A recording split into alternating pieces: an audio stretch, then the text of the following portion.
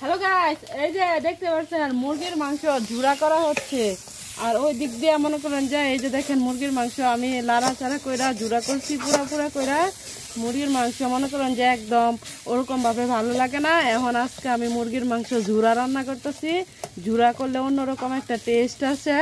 তো আমি আজকে দেখেন গুতায় এটা ঝুরা বানাইতেছি মুরগির মাংসরে, আস্তা মুরগির মাংস।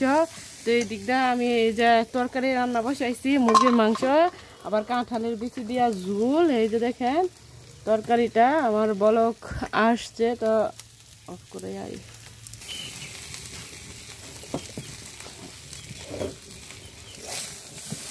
দেখতে পাচ্ছেন মুরগির মাংস কুকরা ঝুরা, অনেক দেশে অনেক ভাষায় বলে, কারো দেশে বলে ঝুরা, কারো দেশে বলে কুকরা। তো আমি আজকে কুকরা বলো আর ঝুড়ি বলো যাই বলো, আমি আজকে বানাচ্ছি মুরগির মাংসের ঝুরা। আমাদের এলাকায় ঝুরা বলে, অন্য দেশে নাকি কুকরা বলে। দেখেন আমি কিরকম ভাবে করছি। আর দেখেন একদম মাটির চুলায় জাল কিরকম জ্বলছে, আমার চুলাটা একদম ভিজা। তো প্রথম অনেক কষ্ট হচ্ছে, তো এখন দেখেন জাল কিভাবে জ্বলছে, একেবারে অস্থির জাল জ্বলছে। তো আমি এখন এটা দিয়ে এই যে দেখেন কিরকম ভাবে গুছিয়ে ঝুরা বানাইতেছি মুরগির রান, তারপরে শুধু মাংস এই জায়গায়।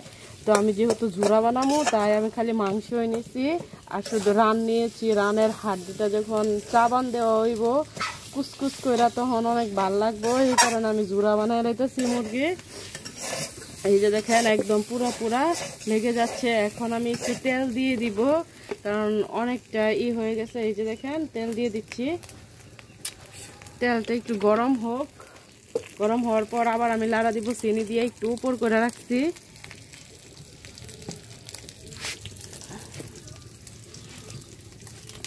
এই যে দেখেন জাল কিভাবে জ্বলছে, একেবারে অস্থির জাল জ্বলছে মাটির চুলায়।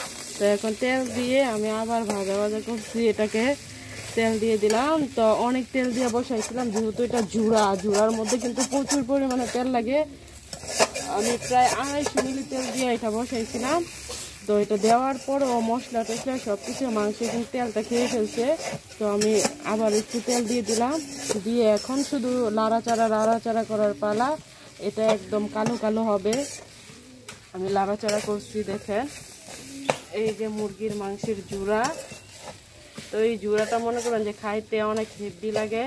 তো এটার সাথে আমি আবার মরিচ ভাইজা, তারপর পেঁয়াজ দিয়া মনে করেন যে শুটকি ভাইজা, তারপর হলো টিপা ভর্তা করবো, আমাদের এলাকায় বলে টিপা ভর্তা। তো এটার সাথে টিপা ভর্তা শুটকি দিয়ে করলে অনেক ভালো লাগবে।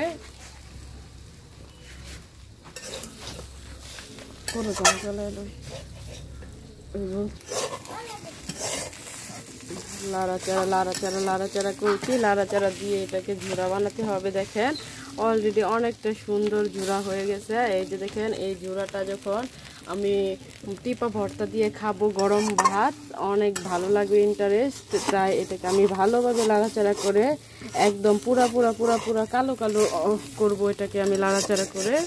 তো দেখতে থাকেন কিভাবে আমি কালো করি।